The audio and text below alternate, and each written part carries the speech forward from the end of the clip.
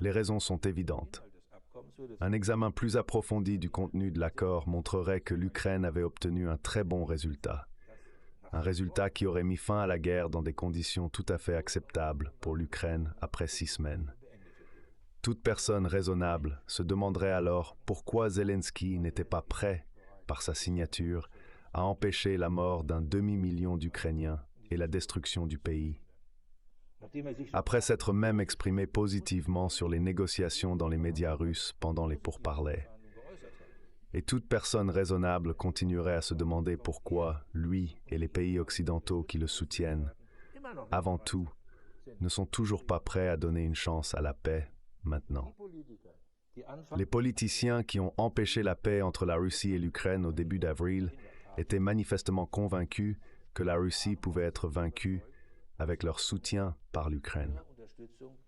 Il devrait être clair pour tout le monde à présent que c'était une fiction. Les Ukrainiens ont atteint ce que leurs forces armées étaient capables de faire avec le soutien de l'Occident. L'Occident ne devrait donc plus se charger de la culpabilité du tragique destin du peuple ukrainien. Même avec le soutien de l'Occident par des livraisons d'armes et de munitions et la formation de soldats ukrainiens, l'Ukraine ne vaincra jamais militairement la Russie.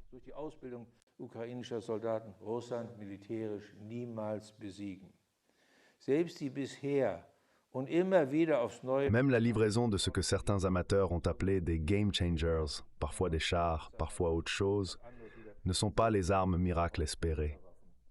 De plus, d'autres ont déjà espéré en des armes miracles. En tout cas, elles ne sont pas capables de changer la situation stratégique en faveur de l'Ukraine. Les forces armées ukrainiennes sont dans un état extrêmement critique. Après les lourdes pertes, elles n'ont plus la force d'atteindre un tournant stratégique.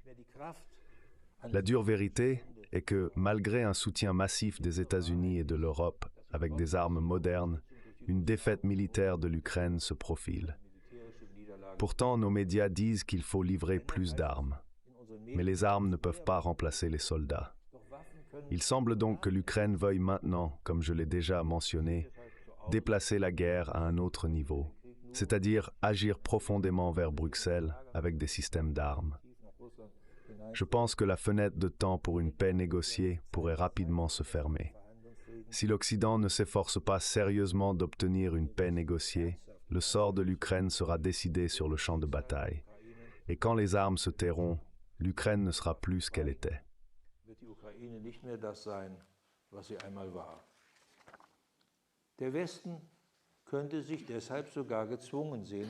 L'Occident pourrait donc même se voir contraint, et c'est ma grande crainte, d'empêcher une défaite militaire dévastatrice de l'Ukraine par son intervention active.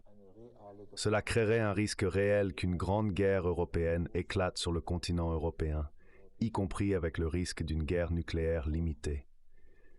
Bien que les deux grandes puissances, la Russie et les États-Unis, se soient beaucoup efforcés de prévenir exactement cela, il reste à espérer qu'il sera encore possible d'éviter une extension de la guerre à toute l'Europe. Sinon, maintenant je reviens à Alexandre le Grand, par la vivacité d'esprit d'un leader politique, alors peut-être encore, parce que la raison l'emporte. Je ne vois personne pour le moment. Quelqu'un vous vient-il à l'esprit, à qui on pourrait dire qu'il a de la vivacité d'esprit? Je ne comprends pas pourquoi les gouvernants ne sont pas consultés. Oui, je suis vivant, mais pas d'esprit. Donc, le dernier point que je veux faire et que je veux vraiment vous faire prendre à cœur est le suivant. Les historiens se sont toujours demandé comment il a été possible que les puissances européennes chancellent dans la Première Guerre mondiale la catastrophe originelle du XXe siècle. Espérons que les historiens, à l'avenir, n'auront pas à se demander comment la guerre en Ukraine a pu devenir la catastrophe originelle du XXIe siècle. Je vous remercie de votre patience. Des 21. Jahrhunderts werden konnte. Ich danke Ihnen für Ihre Geduld.